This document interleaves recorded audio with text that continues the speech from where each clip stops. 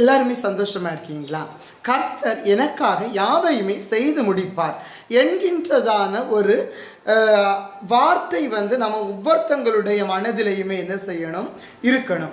ஏன் அப்படின்னா இன்று அநேக நேரங்களை ஒரு சந்தேகம் எழும்புது.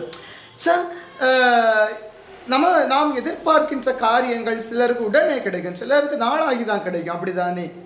உடனே கிடைக்கலையேன்னு சொன்னது துவண்டு விடக்கூடாது. என்னால் முடியலையே, நான் எதுக்கு ஓடி முயற்சி செய்யணும், முயற்சிக்கு மேலே முயற்சி செய்யணும். இந்த உலகத்தில் வாழ படித்து கொள்ளணும். தோல்வியை கண்டு துவண்டு விடாது. ஏன்னா வெற்றியும் தோல்வியும் வீரனுக்கு அளவு. நீ எவ்வளவு முறை தோற்று போனாலும் தொடர்ந்து முயற்சி செய்.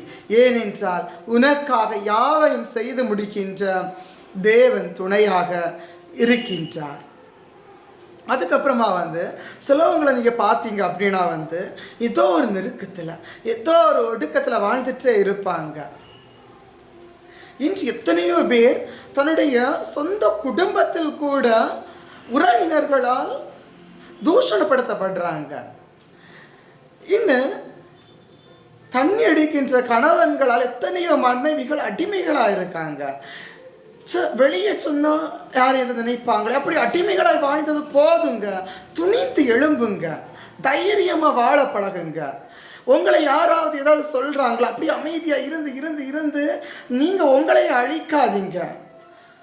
பதிலுக்கு வாழ்ந்து காட்டுகின்றவர்களாக இருக்க வேண்டும். சரியா? நம்ம நினைச்சா முடியாதது எதுவுமே இல்லை. மனம் இருந்தால் மார்க்கம் உண்டு. நீ இமயத்தையும் ஏறி சாதிக்க பிறந்தவன்.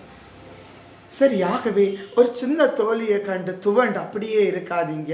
முயற்சி செய்யுங்க. வெற்றி மேல் வெற்றி என்ன செய்வீங்க, பெற்றுக்கொள்வீங்க. சரியா?